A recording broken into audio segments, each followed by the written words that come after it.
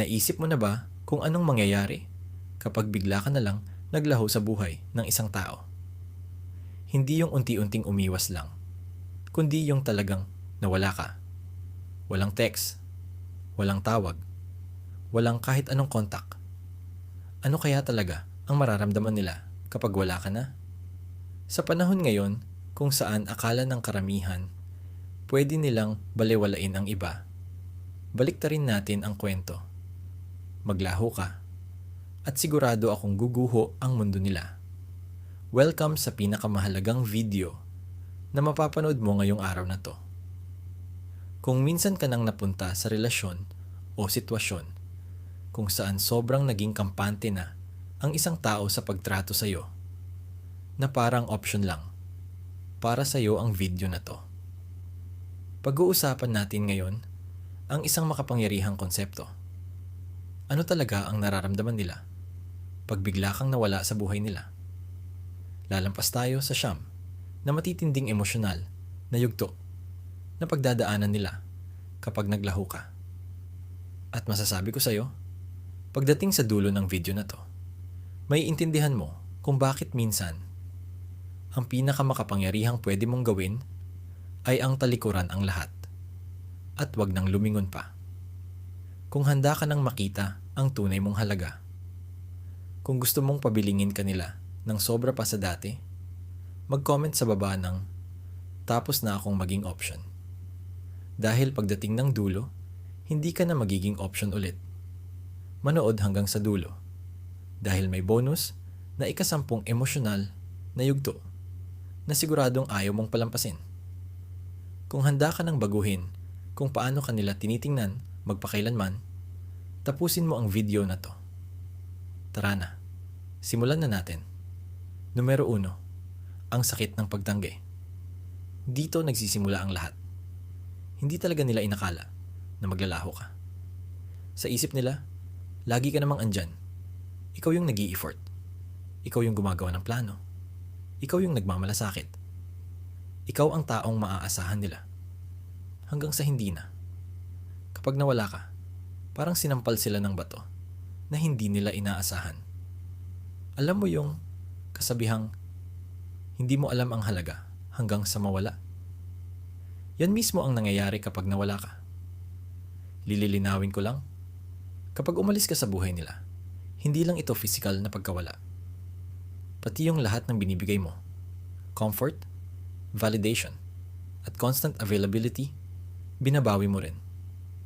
Sobrang personal ang pagtanggi na mararamdaman nila dahil sa unang pagkakataon, nare-realize nilang wala na silang kontrol sa'yo. Ayaw ng mga tao na aminin, pero kapag alam nilang andyan ka lang palagi, nagsisimula na nilang ituring kang safety net. Nagiging option ka, hindi priority.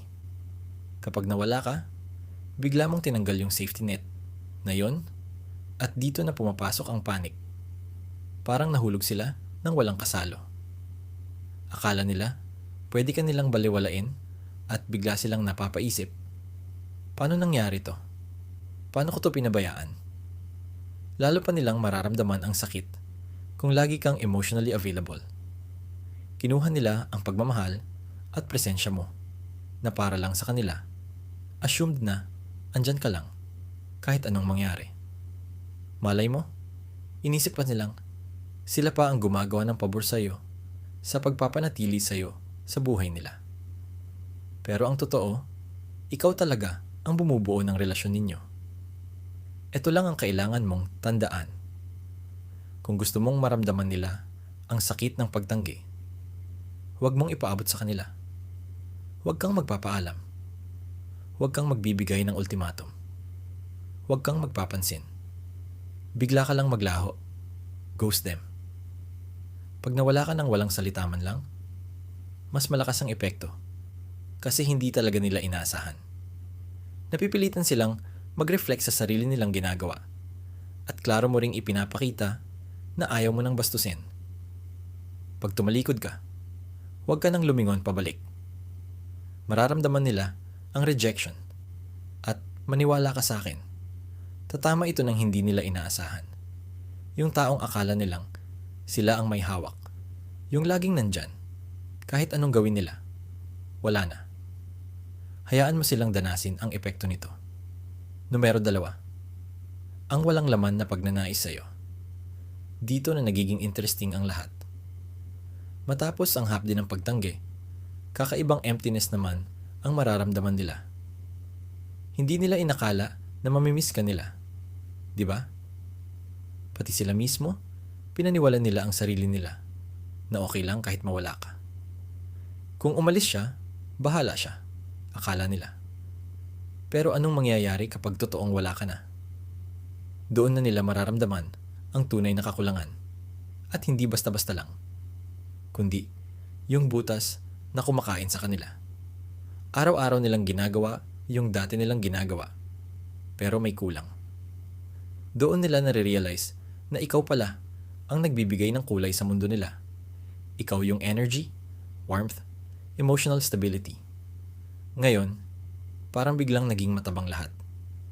Kasi kapag sobrang naging kampante sa'yo ang isang tao, iniisip nila na parang background lang yung presence mo, napapalitan kahit sino. Pero ang totoo, walang ibang makakapalit ng binibigay mo sa buhay nila. Maaring subukan nilang punan ang puwang sa buhay nila ng ibang tao. Pero hindi ito pareho. Yung energy na naibibigay mo, na nagpapadali, nagpapasaya, at nagpapabuo ng mundo nila, wala na. At araw-araw, lumalalim ang void na yon. Pwedeng subukan nilang ilihis ang isip nila. Ibang kaibigan, bagong gawain, trabaho, kahit hobbies. Pero kahit anong gawin nila, nariyan pa rin ang void na nagpapaalalang may malaking nawala sa kanila. Ironically, hindi ka nila na-appreciate nung andyan ka pa. Iniisip pa nilang mas okay kung ibang tao. O kaya naman sigurado silang palagi ka lang dyan. Pero pag nawala ka, biglang nagbabago lahat. Namimiss nila yung maliliit na bagay. Kwentuhan, tawanan, yung pakiramdam na nauunawaan sila. Lahat ng maliliit na bagay na biglang hinahanap nila. Pero hindi mo na maibibigay. Kapag naglaho ka, siguraduhin mong wala kang iiwanang paraan upang mahanap ka nila. I-block mo sila sa social media. Burahin mo ang number nila. Gawing imposibleng makipag-ugnayan sa'yo. Mas napapansin nilang hindi ka na nila maabot. Mas tumitindi ang puwang na nararamdaman nila. Sa bawat pagkakataon na naiisip ka nila at susubukan kang kontakin, pero walang makita, ni anino mo, lalalim ang emptiness na yon. Hayaan mo silang maramdaman yon.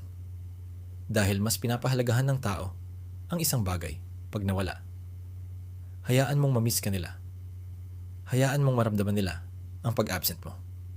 Sa ganun nila, unti-unting mauunawaan ang halaga mo sa mundo nila. #3 Matinding pagkamausisa. Sa puntong ito, malalim na sila sa void at nagsisimula na silang mabaliw sa curiosity. Ang tanong nila ngayon, nasan ka na? Ano na ang ginagawa mo? Sino kasama mo? Obsessed na sila sa pag-alam ng buhay mo dahil wala na silang access sa'yo. Naging misteryo ka na. At walang mas nakakabaliw kaysa hindi mo alam ang ginagawa ng isang dating malapit sa'yo. Sa mundo ng social media, mas intense pa ito. Sisilipin nila lahat ng account mo. Instagram, Facebook, TikTok, kahit saan, para lang makasilip ng update sa'yo. Kaso walang kahit ano. Wala kang update, walang stories, walang post. Wala talaga. Nakakabaliw yun para sa kanila. Bakit? Kasi ayaw ng tao sa hindi kilala, sa unknown. Pag bigla kang naglaho, ang utak nila tuloy-tuloy sa pag-iisip ng tanong. Dito, na pumapasok ang insecurity nila. Nagtatanong sila kung naka-move on ka na. May iba na kaya siya? Masaya na kaya siya nang wala ako? Hindi nila matiis, hindi malaman. Kaya napapako sila sa kakahanap ng sagot. Minsan, pati common friends nyo, kinausap na nila para lang manghingi ng info tungkol sa'yo. Magtatanong sila, pero hindi aaminin na concerned sila. Nakakatawa kung iisipin. Kasi dati akala nila, hindi nila kailangan ang presensya mo. Curiosity kasi ay napaka-powerful na emosyon. Pag walang sagot, utak nila mismo ang gumagawa ng kwento. Ini-imagine ka nilang may ibang kasama, mas masaya, mas fulfilled, at yun ang lalo lang nagpapabigat ng loob nila. Paulit-ulit ka na nilang iniisip. Dito mo pwedeng gamiting asset ang curiosity nila. Mag-ghost ka, zero presence, wala kang ipa-update kahit ano. Hayaan mo silang manghula, mag-isip, mas lalong mabaliw. Sa bawat hawak nila ng telepono at wala silang makita tungkol sa'yo, mas napapraning sila. Ikaw na ngayon ang may hawak ng power. At ang pagka-curious nila ang pinakamalakas mong sandata. Sagot mo, katahimikan, hindi sagot. Numero 4, malalim na pagmumuni-muni sa sarili. Dito papasok ang delikadong bahagi para sa kanila. Ito na yung matagal-tagal, araw o linggo, na silang nagtatanong. Napapagod na sila tumitingin sa loob ng sarili. Nagtatanong na sila, ako ba ang naging malamig? Hindi ba ako nag-effort? Ako ba ang nagtaboy sa kanya? Nasira ko ba lahat? Pumapasok na dito ang pagsisisi at mabigat ito lunukin. Ang totoo, likas sa tao na hindi agad umaamin ng kasalanan. Pero dahil nawala ka na, mapipilitan silang harapin ang ginawa nilang mali. Wala ka na para magpatawad, mag-adjust, o ayusin ang gulo nila. Ngayon, mag-isa na silang sumasalo sa consequences ng ugali nila. Paulit-ulit nilang binabalikan sa isip ang mga naging interaction nyo. Yung mga panahong binabaliwala nila ang text mo. Yung hindi nila pinapansin ang damdamin mo. Yung mga panahong ginawa ka lang nilang afterthought. Doon na lang nila nare-realize na may halaga ka pala. Pero huli na. Malakas ang stage na to kasi internal ito. Wala na silang pwedeng sisihin kundi sarili nila. Sila lang din ang pwedeng sisihin at mahirap lunukin yung katotohanan yan. Habang tumatagal, lalalim at lalalim ang self-reflection nila. At habang ginagawa nila yon, mas lalong lumalabas kung gaano sila nagkamali.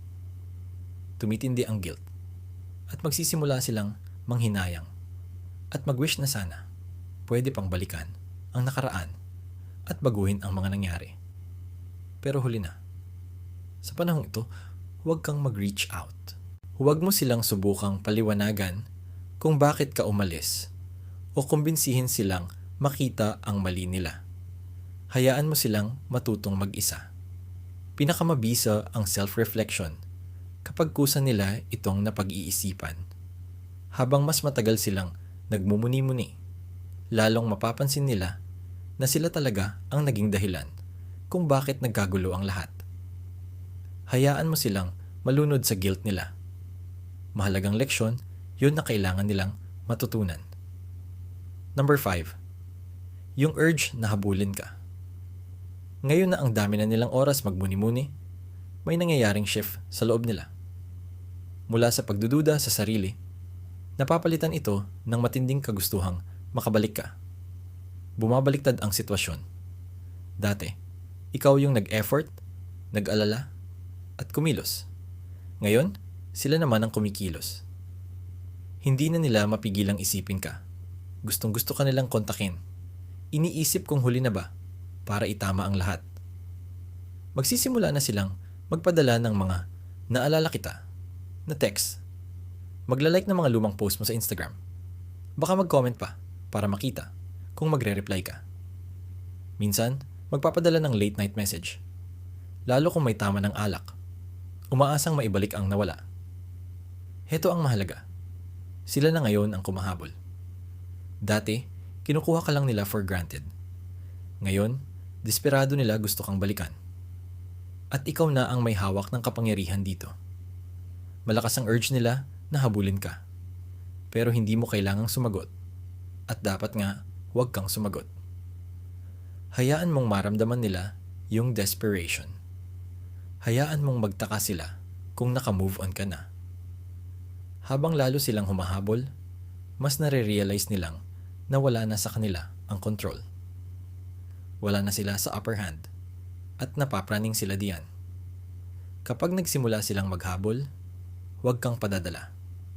Kapag sumagot ka, balik sa kanila ang power. Sobrang hirap mong bawiin ang worth mo. Huwag mo isugal yun ngayon.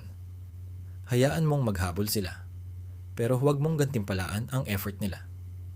Katahimikan ang pinakamalakas mong sandata dito. Hayaan mong madama nila ang frustration ng gustong makuha ang isang bagay na hindi na nila mahawakan. Number 6. Ang laban sa pagitan ng ginhawa at pagsisisi. Noong una kang nawala, baka makaramdam sila ng konting ginhawa. Yung parang sense ng freedom. Sasabihin nilang, sa wakas, hindi ko na kailangang harapin to. At baka pa nga ay matuwa sila. Pero ang totoo sa tinatawag na freedom na, yan, ilusyon lang yan. Exciting sa umpisa, pero mababaw at panandalian lang. Lalabas sila, makikipagkita sa mga kaibigan, mag-swipe right ng ilang beses. At sa sandaling yun, feeling nila ayos lang ang lahat. Pero pag mag-isa na sila, sa tahimik na apartment, o nagso-scroll ng phone, doon na dumarating ang pagsisisi. Sa kanila nare-realize na yung freedom na yun kapag wala ka, puro emptiness lang. Yung mga taong inisip nilang, pwedeng kapalit mo? Panandalian lang at walang lalim. Parang uminom ng maalat na tubig, akala mo solusyon. Pero, mas lalo ka lang nauuhaw. Mas nagiging desperado, mas nagsisisi. Lalo na ngayong uso ang casual dating at hookups. Akala ng karamihan, kayang palitan agad basta may bago. Pero mali sila. Agad nilang matututuhan na hindi basta napapalitan ang nagbigay sa kanila ng emotional stability at tunay na koneksyon ng kung sino-sino lang o ng isang fling lang. At yan ang realization na talagang babagsak sila. Hayaan mong maranasan nila ang freedom na yan. Huwag kang magmadaling bumalik kapag nararamdaman na nila ang pagsisisi. Hayaan mo silang mapag-isa sa espasyong inakala nilang masarap. Tandaan, yung relief na naramdaman nila sa simula, panandalian lang. Pero ang pagkawala mo, tatama sa kanila nang hindi nila inaasahan. Number 7. Ang desire na maglaro ng laro. Kapag nanuot na ang pagsisisi, nagpapanik sila. Gusto na naman nilang kontrolin ang sitwasyon, pero hindi nila alam paano. So anong ginagawa nila? Nagiging pakul, pasadyang nagiging distant. Para selosin ka, nagpo-post ng picture kasama ang iba, trying to show na happy sila, kahit wala ka. Minsan, magpo-post ng cryptic status or selfie na halatang pilit. Lahat ng yan, isang malaking effort para pabalikin ka, para mapaisip kang muli sa kanila. Pero eto ang mahalaga. Hindi ka na nakikipaglaro. Nakalagpas ka na sa mga larong pambata na yan at hindi ka na naapektuhan ng petty attempts nila. Akala ng tao, ang manipulasyon sa pamamagitan ng selos o playing hard to get ang paraan para habulin sila. Pero paano kapag hindi ka na pala interesado? Kapag sawa ka na sa laro? Lahat ng paraan gagawin nila. Subtle na paninira, passive-aggressive na comments, OA na posts. Pero wala nang epekto kasi hindi mo na sila pinapansin o pinapatulan. At yan ang labis na nakakabaliw sa kanila. Kapag hindi ka na nagbibigay ng reaction, tuluyang nawawala ang kontrol nila. Para silang nalulunod, pilit kumakapit, pero wala na silang mahawakan. Huwag kang makipag-engage. Huwag mong patulan ang cryptic na posts. Huwag kang maapektuhan ng mga larawan. Gumagana lang ang laro nila kapag sumasali ka. The moment hindi mo pinansin, dun nila marirealize na wala na silang power sa'yo. Number 8. Ang bigat ng katahimikan. Ang katahimikan ay isa sa pinaka-powerful mong sandata kapag bigla kang nawala. Walang chat, walang text, wala kang presence. Mas malakas pa niyan sa kahit anong masasabi mo. Naiiwan lang sila sa sarili nilang pag-iisip at dito sila nahihirapan. Kasi yung silence, sobrang bigat. sobrang hindi nila kaya. Magsisimula silang magduda sa lahat. Babakikan nila lahat ng beses na in-ignore nila ang tawag mo. Lahat ng hindi nila nasagot na mga text mo. At ngayon, kahit ano pa, gagawin nila para lang marinig ka ulit. Torture ang katahimikan para sa mga sanay na sila ang may control. Inaasahan nilang ikaw ang magre-reach out. Magtatanong ng anong problema o magmamakaawa ng paliwanag. Pero paano kung hindi? Paano kung bigla kang nawala at pipilitin silang mag-isip kung talagang nawala ka na? Hindi nila maintindihan. Bawat minuto na wala silang naririnig mula sa'yo, parang tumatagal ng 1 taon. At habang tumatagal, lalo silang kinakabahan. Sa mundo ngayon na puro chat, call, notification, instant na sagot, lahat ini-expect agad. Kapag hindi mo binigay yon, nauubos sila. Sanay sila na maingay ang relasyon. Kahit argumento, at least may ingay. Pero ang katahimikan, ibang klase. Gamitin mong power ang katahimikan mo. Huwag mo itong sirain. Huwag kang magpaliwanag. Hayaan mong maramdaman nila ang bigat ng mga ginawa nila sa kawalang imik mo. Kagaya ng sinabi, mas mahirap tanggapin ang pagkawala mo kaysa sa anumang away na pinagdaanan nyo. Number 9, ang takot na magpapabalik sa kanila. Ito na ang point na guguho lahat. Takot. Ito ang parte na hindi nila akalaing mangyayari.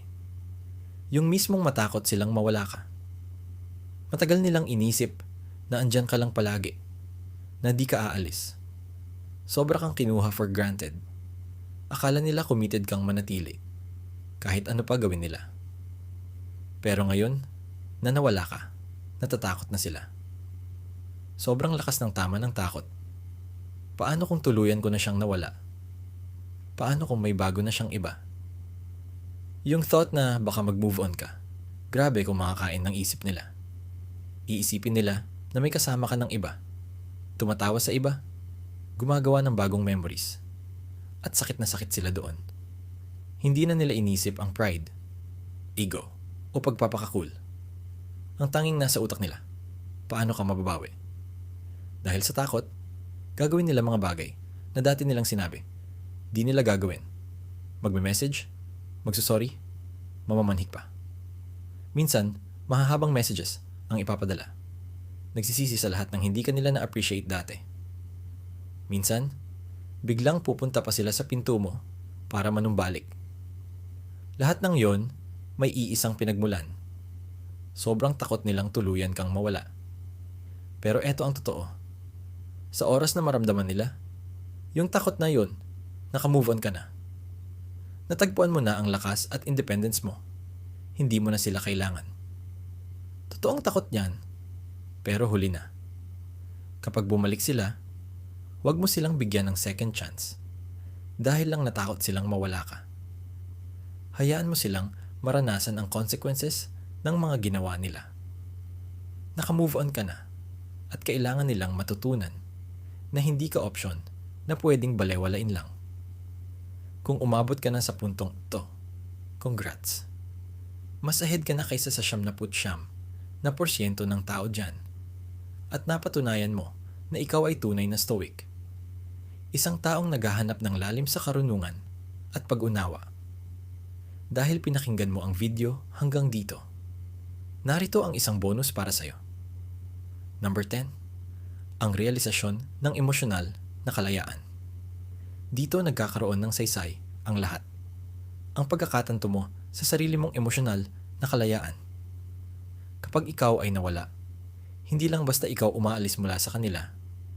Ikaw ay tumutungo rin sa sarili mong kalayaan, linaw ng damdamin at kapayapaan.